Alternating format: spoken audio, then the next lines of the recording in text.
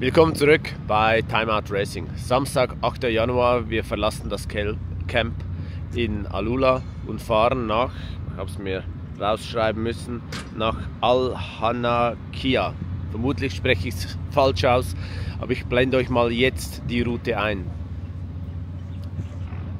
Der Christian und seine Crew ist ready, der LKW ist fahrbereit und wir hier bauen auch ab. Gewisse Teams sind schon weg, das Camp ist vermutlich so 1/3 schon leer. Und dann geht es dann für uns noch kurz frühstücken und dann auf die schöne Reise.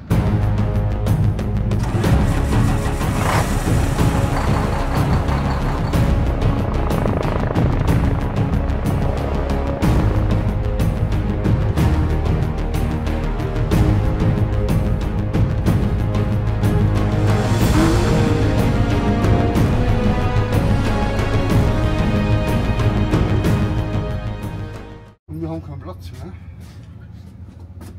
So. Jetzt umgeschickt. Nur die Nummer haben.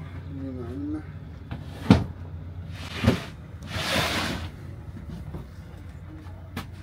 wir Gut. Dann haben wir die noch.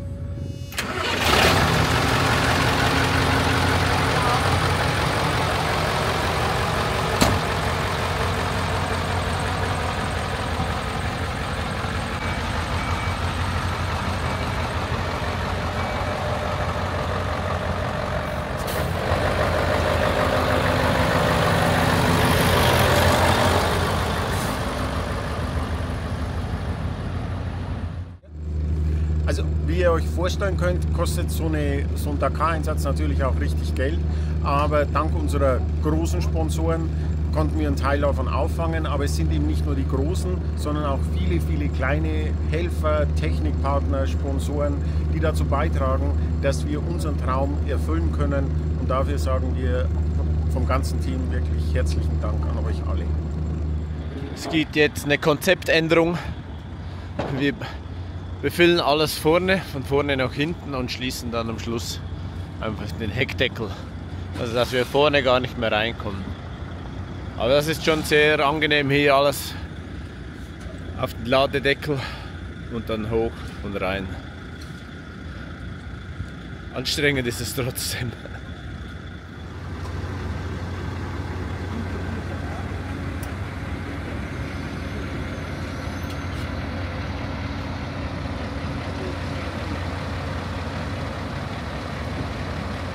Es ist 8:30, wir haben gefrühstückt, es gab Nudeln, weil es war so eine lange Schlange am Buffet. Ich habe gesagt, nee komm, also mein Frühstück war Käsenudeln, ein Espresso und recht süßen Ananassaft. Eine super Kombi.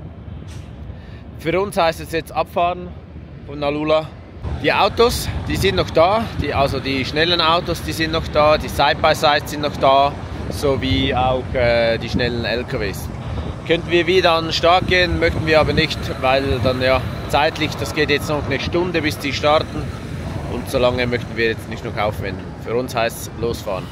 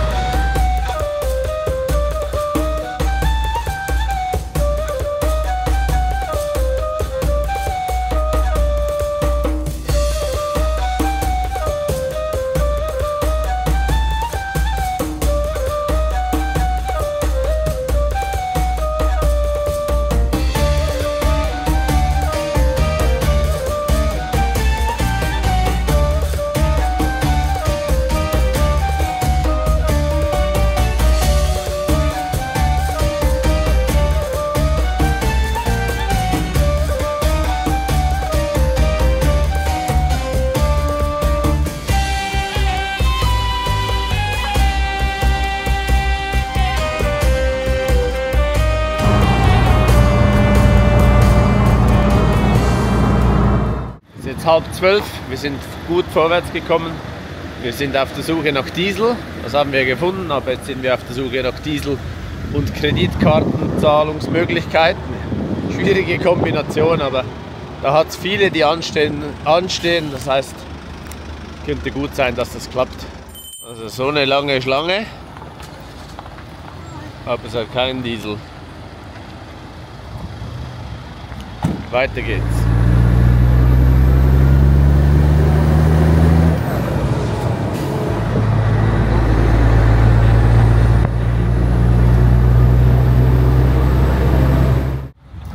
Tankstelle Nummer 4. Neuer Versuch, neues Glück.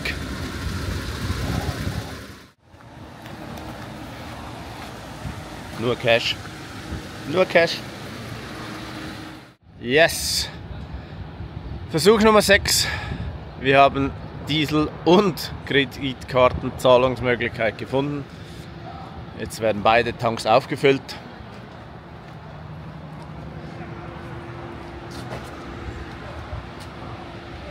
Der Matze muss jetzt wenden, damit wir da nachher die andere Seite betanken können.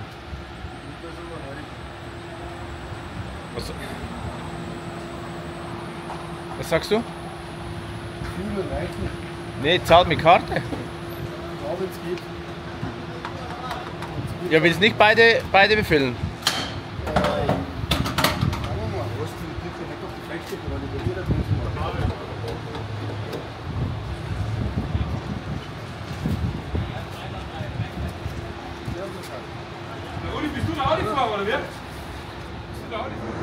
So, jetzt noch was zum Essen kaufen.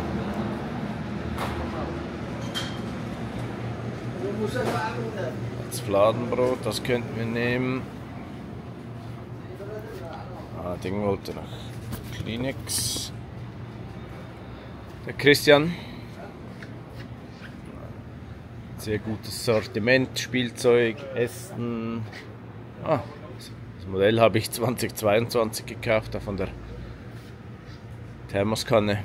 Schuhe, Töpfe.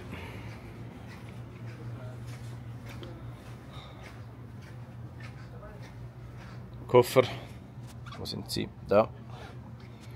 Teppich. Alles erhältlich. Kleider.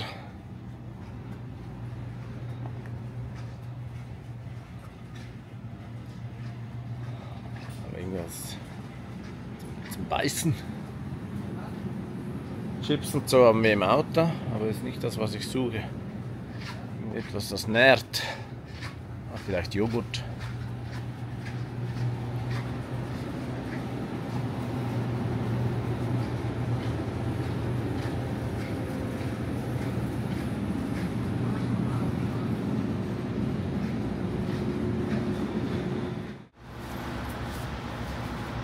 Können wir da nicht tanken? Der Stutzen ist zu hart, den kriegen wir wieder rein. Ja.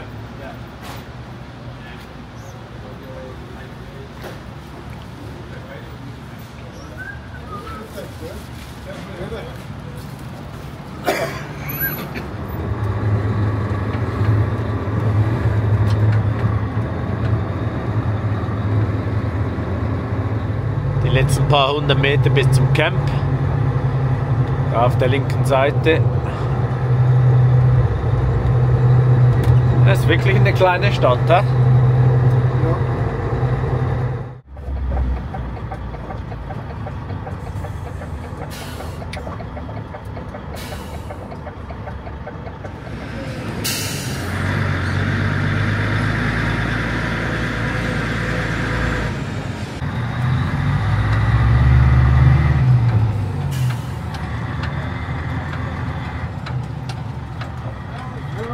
Hallo, wo sind die jetzt?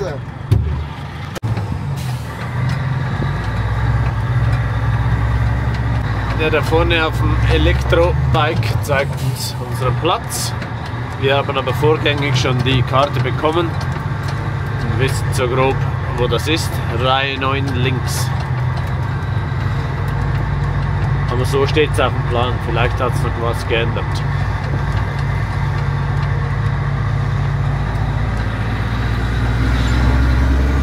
Camp ist noch eher leer. Hier stellt Toyota auf.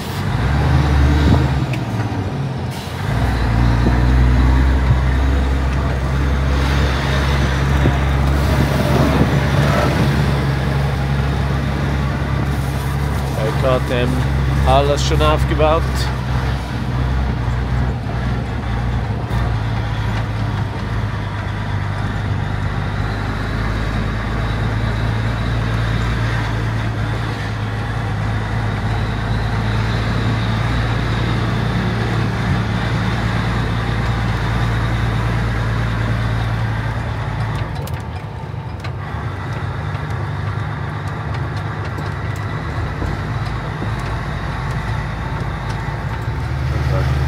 Wir gehören eher zu den Ersten, das ist gut.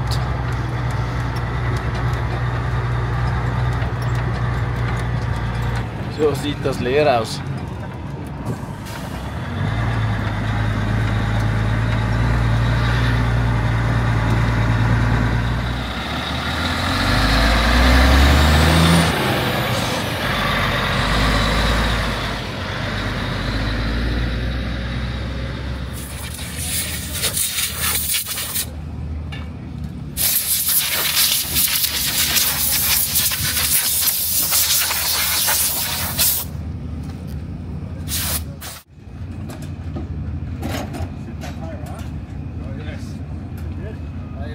I had to pay a lot of attention.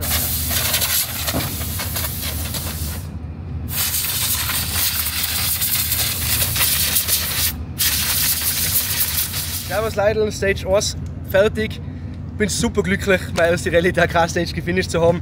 Leider nicht ganz ohne Probleme. Ich habe mir am Anfang relativ schwer getan mit der Navigation, weil das kenne ich einfach nicht. Ich habe müssen 2-3 Mal umdrehen, dieselben Fahrer überholt, aber war trotzdem ganz witzig. Und bei der Neutralisation habe ich dann eben gesehen, dass mir der Reifen komplett aufgerissen ist. Also ich kann mich richtig glücklich schätzen, dass ich die restlichen 200 Kilometer überhaupt überstanden habe. Habe müssen sehr viel Speed rausnehmen. In den langsamen Parts, so richtig steinig, Enduro-mäßig, habe ich mir relativ schwer getan. Also da muss ich offen ehrlich zugeben, für das habe ich zu wenig Bikezeit drauf und zu wenig Enduro-Erfahrung. Aber alles in allem bin ich voll glücklich, muss ich sagen, da zu sein. Du siehst nicht erschöpft aus. Wie fühlst du dich? Ich glaube, für das habe ich zu viel Gaudi, dass ich im Ziel bin.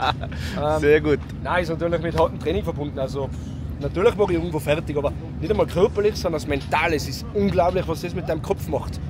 Und ich glaube, ich habe 8 Liter getrunken, bin nicht einmal auf dem Klo gewesen. 8 Liter hast du getrunken? Ja. Unglaublich. Ja, und ich bin nicht einmal auf dem Klo gewesen.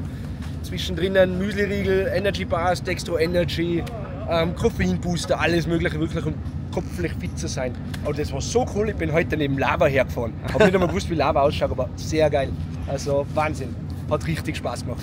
Was machst du jetzt Service am Motorrad? Zuerst einmal im groben Abblaser, dann werden die Reifen gleich runtergenommen und zum auf Goodrich gebracht, da werden die gewechselt.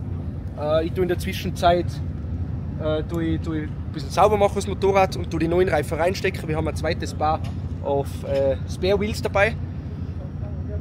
Ölwechsel, Luftfilter, Ölfilter. Und sonst hat es ja nichts kaputt, oder? Das ist eigentlich... Nee, gar nichts. Also mich wundert unglaublich, was die Platte aushaltet. Das hat teilweise Schnallton, Wahnsinn. Aber richtig cool, muss ich sagen. Voll zufrieden.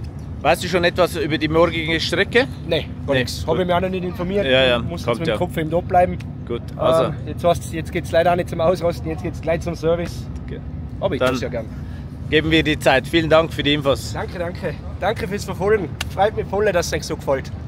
Ich versuche mein Bestes.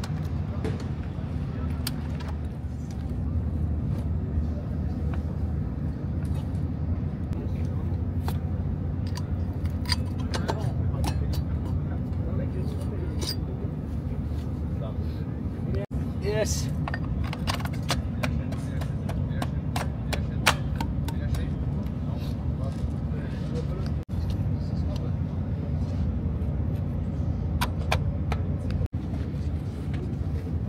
Times because I was lost. Yeah. Because I didn't know how this roadbook is working. So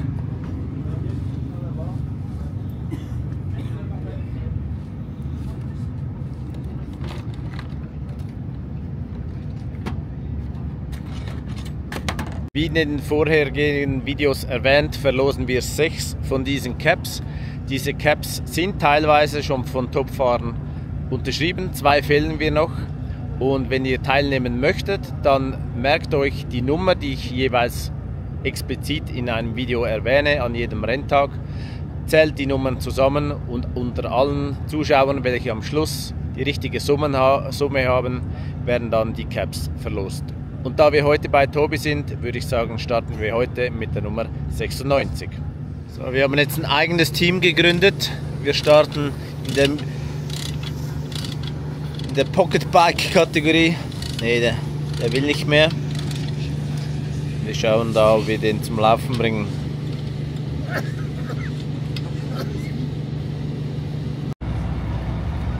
Wir sind im neuen Camp, alles aufgebaut, schon einiges an Zeit verbracht. Es ist 6 Uhr. Das neue Camp und ich, wir sind noch keine Freunde. Es ist sehr sandig, daher sehr staubig und es hat kein Internet. Und jetzt mache ich mir natürlich immer die Gedanken, ja, wie, wann, wo kriege ich das Video überhaupt hochgeladen. Es hat zwar Empfang, 4G, alles einwandfrei, aber es geht nichts durch. Es ist kurz nach 6 und das Auto von Seth und Dennis bei Gazoo Racing ist bereits zurück. Mechaniker arbeiten.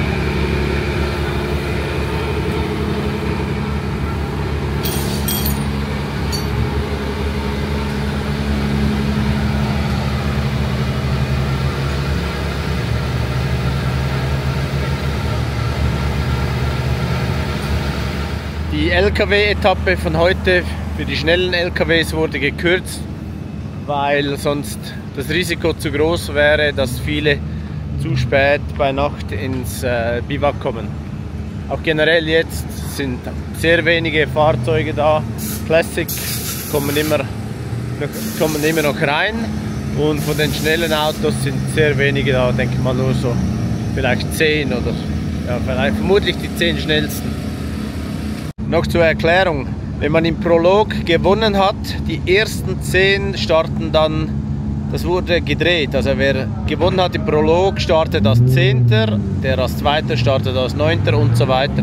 Einfach die ersten 10, das heißt, die jetzt schon zurück im Camp sind, waren vermutlich einfach schneller da, aber heißt nicht, dass sie in der Wertung auch besser dran sind. Daher, das hat nichts zu sagen, die Autos, welche hier jetzt sind, dass sie schon dann in der Wertung auch gut sind. Hier beim Eingang ziemlich viel los, man sieht, es kommen weiterhin Service-LKWs rein, es kommen immer noch Motorräder rein, es kommen Classic-Fahrzeuge rein, es kommen schnelle Autos rein, ich würde mal sagen, es kommt alles rein. Da kommt noch ein Media-Auto im Schlepptau.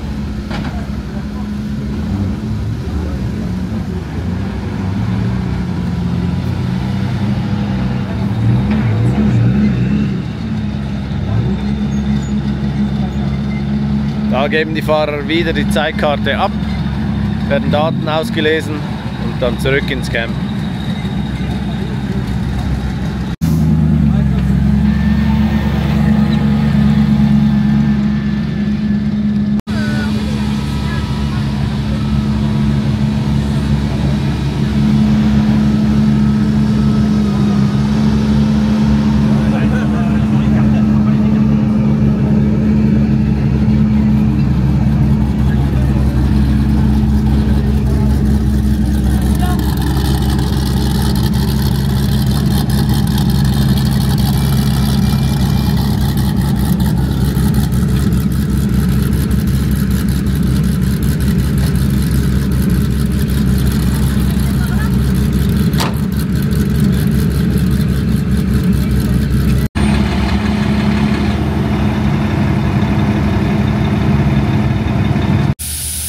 Hier ist der Service von BF Goodrich. Wenn man BF Goodrich Reifen fährt, kann man die hier kostenlos tauschen. Also den Reifen muss man natürlich selber bringen, aber der Service. Und wenn nicht, kann man das auch, aber es kostet zusätzlich.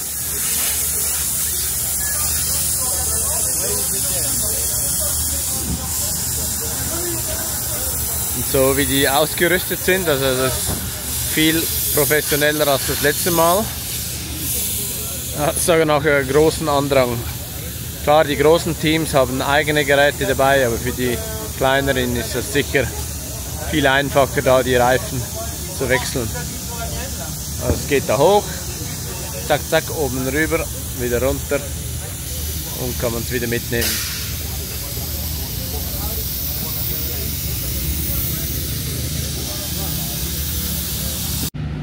Es ist kurz nach 7. Christian, Matti und Ursi fahren ein.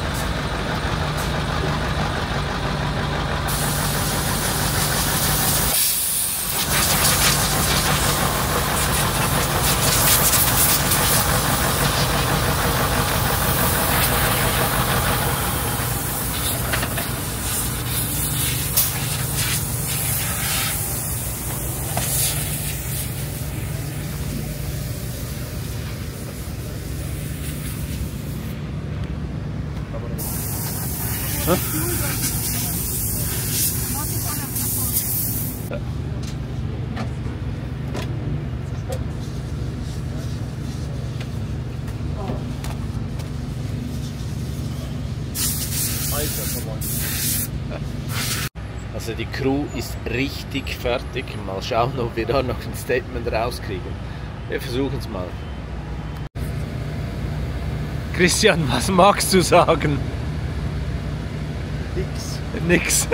Es war so brutal anstrengend. Für eine erste Etappe derart brutal anstrengend. Von der Länge her, dann war zwischen zwei Tests Überführung, 35 Kilometer, denkst du ja, Zeit zum Entspannen.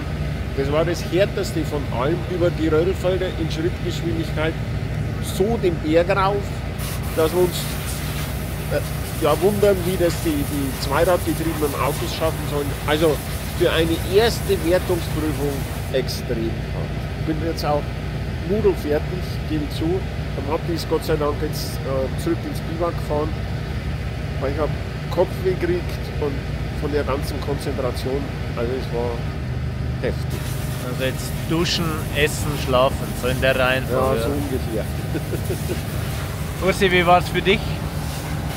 Ja, war schon nicht ohne. Aber wie gesagt, Matti und ich haben uns gut miteinander abgesprochen und so. Ich denke, das ist ganz gut gelaufen. Aber es war schon heftig. Fertig sind wir alle.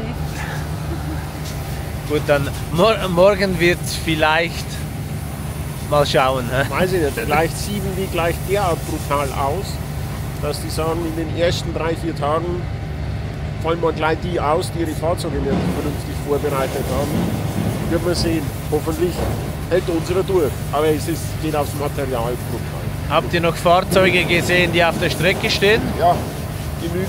Genügend? Ja. Okay. Die beiden Porsche sind gestanden, eine G-Klasse ist gestanden. Ja, also ich würde mal sagen 6 oder 7. Und jetzt haben wir welche dann abgebrochen. Die sind den letzten Test gar nicht mehr gefahren. Aber es braucht ja dann auch lange Zeit, bis die wieder zurück sind. Ja, ja. Also wir sind Gott sei Dank noch rausgekommen aus der Prüfung, solange es hell war. Ah, okay. Weil mit unseren Funzeln, haben wir gerade festgestellt, brauchen wir in der Nacht nicht in der Wüste rumfahren. Also dann gute Erholung. Ja, danke. Und morgen geht's weiter. Danke dir.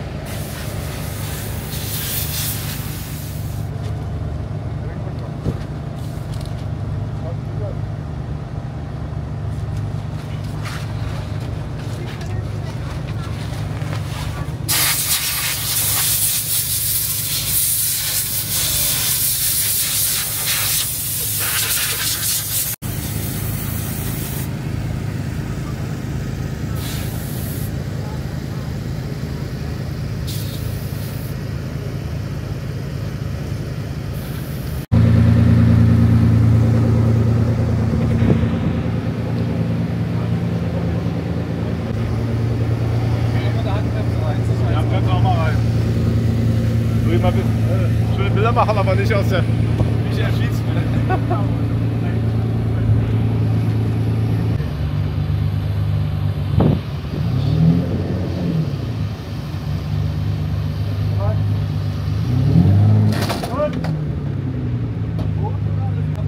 Frank und Hartmut hatten heute einen Überschlag, ziemlich heftig. Das Auto ist stark beschädigt und jetzt wird da versucht, er wieder herzurichten, dass sie morgen wieder starten können. Der Überschlag ist etwa bei 80 km/h passiert, das wird etwa dreimal überschlagen.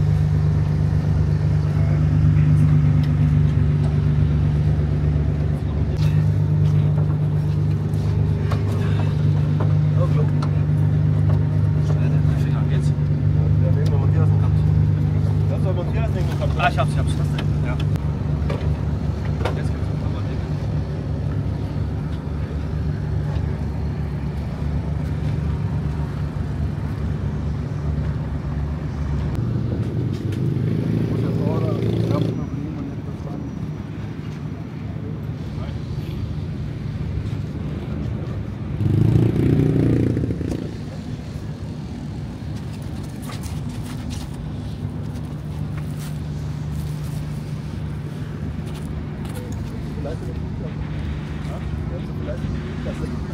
Hast du gute Dinge, dass du morgen starten kannst oder ihr morgen starten könnt? Dass ihr zumindest fortkommt, sind wir guter Dinge. Ah, okay, Noch voll. 1-2 Tage müssen wir schrauben, aber dann geht's weiter. Ah, okay, gut. Also dann fährt ihr morgen ins andere Camp. Wir planen morgen hier in eine Werkstatt zu gehen, das Auto zu richten und dann ins andere Camp nachzukommen. Okay. Viel Erfolg. Danke dir.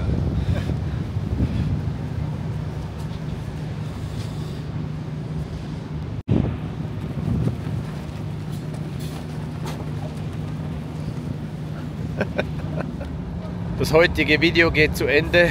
Ein für uns interessanter Tag. Ich hoffe, das Video hat euch auch gefallen. Ist immer ein bisschen schwierig, wenn wir fahren, da was Schlaues zu produzieren.